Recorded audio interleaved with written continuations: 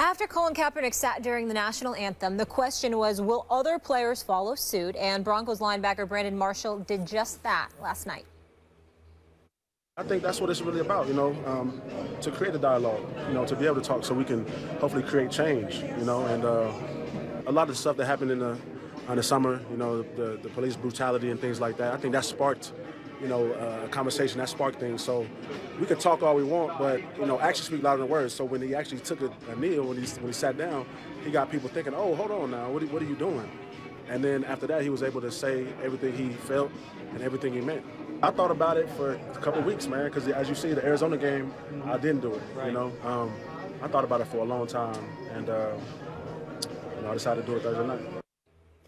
The Seahawks are also planning to get involved with a pregame demonstration of unity. Nate Boyer, the former Green Beret who spent last summer on the Seahawks, gave a hint as to what the team might do. Boyer said in an interview with Fox Sports Radio, standing together this Sunday is key to making progress. What the team will do is a powerful sign of unification.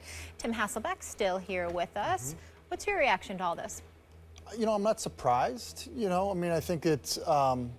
I think players probably saw the reaction that Colin Kaepernick received, and I'm sure that was kind of met with mixed emotion for many players, but I'm sure that there's many players that identified with Colin Kaepernick and what, and the message that he was trying to send. So I think it probably, was empowering, for other players to see that and feel like it's probably something that they may want to get involved in. And so I would actually expect for us to see more of it from other teams. It's interesting because I've watched this stuff unfold, and just to be clear about my position, Tim, would I have sat down for the national anthem? No. However, we live in the United States of America, and under our Constitution and freedom of speech and the First Amendment, you have the right to do that. And one of the things that has annoyed me about this whole process that has unfolded is two things. Number one, Colin Kaepernick, you got a lot of people, our military servicemen and women who honor our country, serve in our country, and honor us all by doing so. Folks were offended because they took it as a personal affront to them, like John Tortorella, Team USA hockey coach, and others. If Colin Kaepernick had just taken his position and not elaborated and enunciated his position about that, I would understand that. But when he specifically states, quote, this is not about the military. I am not directing, my dismay at the military in any way. This is about brutality on the part of police officers against the black community and people of color. Everybody's glossed over that, and they've tried to change the narrative into something it was not about. That's number one. Number two, having said all of that, Brandon Marshall, kneeling down last night, others who have done it, like Reed and, Kaepernick's teammates in San Francisco and others, we have to get to a point where now that we've done this, we need to be talking about solutions. We need to be talking about solutions because just making statements is getting to the point where I don't even blame the Washington Spirit or the Women's Soccer Federation for playing the national anthem before the players came out, because just like it was Rapinoe's right, Megan Rapinoe's right to kneel down during the national anthem in support of Colin Kaepernick, it's the Washington Spirit's right to sit up there and say, well, we'll just play this before you come out because it's a private industry and you have the right to do that. We have to put on, our big boy and big girl clothes and understand that rights go both ways. Folks got the right to disagree just like you have the right to express your position. Listen, what it comes down to is that at some point in time, we need to be big enough to have honest conversations about what really ails us as a society and talk about solutions. The Seattle Seahawks, I happen to know through various sources. I know exactly what they're going to do Sunday, at least to some degree. They're going to be locked arm in arm, white, black, to send a message of unity. That's incredibly, incredibly important. It doesn't gloss over the problems that we have. It still doesn't address what's transpiring within the African-American community, which is what Colin Kaepernick's original cause was. And when Brandon Marshall talks about social injustice, I appreciate him saying that. But we have to talk about, we got to get to a point where we're willing to talk about solutions, because just making statements now, we've made the statements, and we need to make more statements. Doesn't need to be this one, but we need to make more statements to bring attention to it, but the goal has to be solutions, and I'm not hearing enough about that. Well, you know, I agree with you wholeheartedly, especially when you, and I'm not accusing, you know, Megan Rapinoe or Brandon Marshall for trying to just draw attention. Not am I. But I will say at this point now, it does kind of seem like there's just a lot of personal attention that's coming along with it. Brandon Marshall's getting more personal attention for this than necessarily the cause is getting. And I would agree. And I think you look at, you know, Doug Baldwin, the way that he's been, you know, you can tell that he's taking it seriously. He's thinking about it. And they're trying to come up with a good solution. And if what you're explaining is there maybe isn't a better representation than that. Of unity than that. Let's get Max in, yeah. I wanted to comment on the idea of protests on 9/11 because I've been supportive of Kaepernick, and not just his right to do it, but the fact that he did it. There's systemic inequality. If you're protesting something, injustices in our justice system, extrajudicial kind of problems with police, listen, it's systemic. There are differences in per capita income and education. We all know why, because of the history of this country. That's all legitimate. The idea of the protest, I'm for not just his right to do it, but the fact that he's trying to start a conversation about those issues and address them. But the thing about 9/11, you know, and if it's locked arm in arm, and if it's some kind of a positive kind of show of unity, that's great. But when I first heard it, and I thought, wait, is this a protest? I got a little nervous. I felt uncomfortable. And while I've often said, even on this show, the most important time to affirm someone's right to do something, to protest in this country, is when you like it the least. That's the real test. Some very unpopular group wants to march. You have to support at least their right to do it. The test is how disgusting you find, how repellent you find their cause. The more repellent, the more you should stand up for their right to do it. But there's something about, and in this case, I'm for the issues that they are protesting.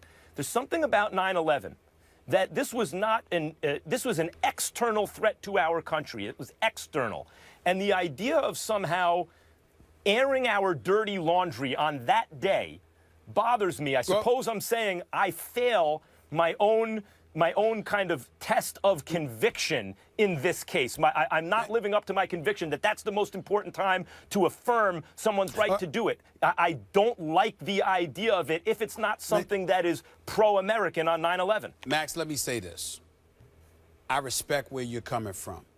And I'm going to go black-white here for this reason. I respect any God-fearing American outside of the black community for sharing exactly the thoughts that you shared, because when we were attacked on 9/11 in 2001, it wasn't about black, it wasn't about white, it was about America being under attack. I'll never forget, as long as I live, when I saw that second plane go into that tower, I said, oh my God, we are under attack. Somebody has attacked the United States of America. So I certainly understand that. But you also have to understand that when you use the word external, what we don't address enough is that there are a plethora of African Americans in this country who feel like that word external applies to them.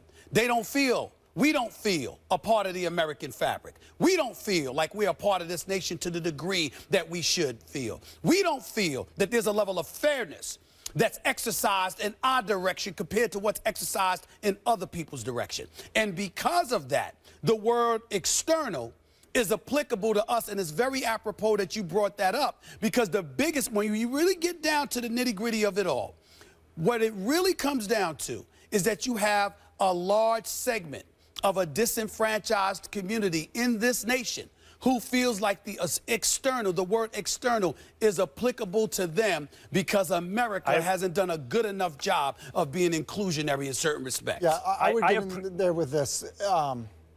I read something from Admiral McRaven. If you're not familiar with him, he's a 4-star Navy SEAL. Yes. He's the Chancellor of the University of Texas. Yeah. He wrote this, and I thought this was pretty interesting. Sure. Honoring the flag does not imply that the republic for which it stands is perfect. Far from it. honoring the flag is our collective commitment that we will constantly attempt to get better as a nation, to improve as people, and to use the freedoms that we have been given to make the earth a better place. And he goes on in what he wrote to reference the fact that the flag marched with Martin Luther King, that it flew in World War II with the Tuskegee Airmen. All of that, it references that stuff, and the fact that, no, this is not perfect. It's not perfect at all. But what has happened is there have been improvements in that we should all, and I think this is kind of what the Seattle Seahawks are doing, is saying we're all going to we want to make this better without being disrespectful along the way. Yeah, I want to address, Stephen, your point about the external. I appreciate that point, and I think it's an important one. And I've been talking on this show about the difference between the, it's not America, love it or leave it. It's America, love it, so change it. I very much appreciate the idea that there are groups, including obviously and especially African Americans in this country, who feel that they are the other, that they're treated, the treatment of African Americans throughout the history of this country has been as external and not inclusionary. I understand that. But in the case of 9/11, I think that there is, we were talking about yesterday, Professor Michael Eric Dyson, his article right now on The Undefeated, talking about the conflation of patriotism with nationalism. Patriotism is, nationalism is I love my country no matter what. And that's all around the world, just because I'm from there and this is my team. And patriotism is something different, more nuanced, more complex, and much more important. And I understand that on 9/11, maybe I am conflating nationalism with patriotism. But I think if there's a time to do that, it's on 9/11. And again, I may be failing my own kind of personal test of the conviction of your belief in people's, affirming the right to do it.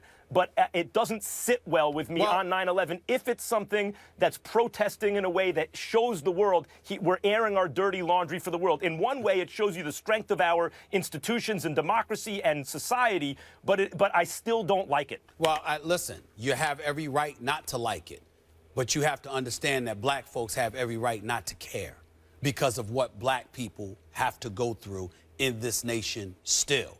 It means that we're on opposite sides of the fence in terms of our thinking based on our experiences. You didn't do that. You didn't do that. A lot of white folks didn't do that to the black folks in this nation. But there's a history of victimization that black folks can legitimately tie ourselves to. Now, it doesn't mean you stand still and stand stagnant and don't work to overcome it, which is why I said we need to start talking about solutions as opposed to just lamenting the problem. But the difference is, but you say 9/11. The difference is those attacks were motivated by, it's a cultural clash. It's a clash of cultures. We get that. And in that case, as much as I detest the America, love it or leave it kind of idea, it never made sense to me.